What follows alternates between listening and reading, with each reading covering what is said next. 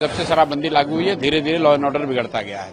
उसकी एक वजह यह है कि शराबबंदी लागू होने की वजह से प्रशासन का एक बहुत बड़ा तंत्र सिर्फ शराबबंदी को लागू करने, उसको लगाने, छिपाने, उससे कमाने में लगा हुआ है। अभी जो सरकार है, नीतीश जी की जो हालत है, जो सरकार 4-5 अफसर चला रहे हैं, तो उसमें तो लॉ एंड ऑर्डर खराब होगा ही नहीं। चंद अफसर पूरी सरकार को चलाएंगे तो इस तरह की घटनाएं तो होंगी ही होंगी। बिहार में जो स्थिति है लॉ एंड ऑर्डर की, वो आज से नहीं, 2017 के बाद से लगातार, जब से बिहार में शराबबंदी लागू हुई है, शराबबंदी को और लॉ एंड ऑर्डर के डेटा को अगर आप साथ में लगाइएगा तो आपको पता चलेगा जब से शराबबंदी लागू हुई है धीरे धीरे लॉ एंड ऑर्डर बिगड़ता गया है।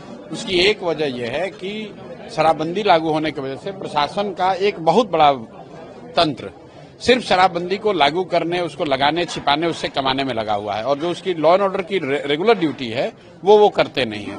दूसरा, जो अभी जो सरकार है, नीतीश जी की जो हालत है, जो सरकार 4-5 अफसर चला रहे हैं, तो उसमें तो लॉ एंड ऑर्डर खराब होगा ही नहीं। जब कोई सरकार का इकबाल ही नहीं है, चंद अफसर पूरी सरकार को चलाएंगे तो इस तरह की घटनाएं तो होंगी ही होंगी। निशांत की पॉलिटिक्स में एंट्री की बात होती है, क्या लग रहा है जेडीयू की रिवाइवल की बात होती है? देखिए, मैंने आपको पहले भी कहा है, मैं जो लोग राजनीति में नहीं हैं उन पर मैं टीका टिप्पणी नहीं करता हूं। निशांत जी नीतीश जी के लड़के हैं, अभी वो राजनीति में है नहीं।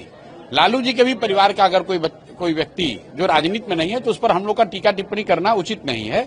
आप पत्रकार हैं, आप स्पेकुलेशन कर सकते हैं। हमारे लिए नीतीश जी पॉलिटिक्स में है, निशांत अभी पॉलिटिक्स में नहीं है, तो मैं उस पर कोई टिप्पणी नहीं करूंगा।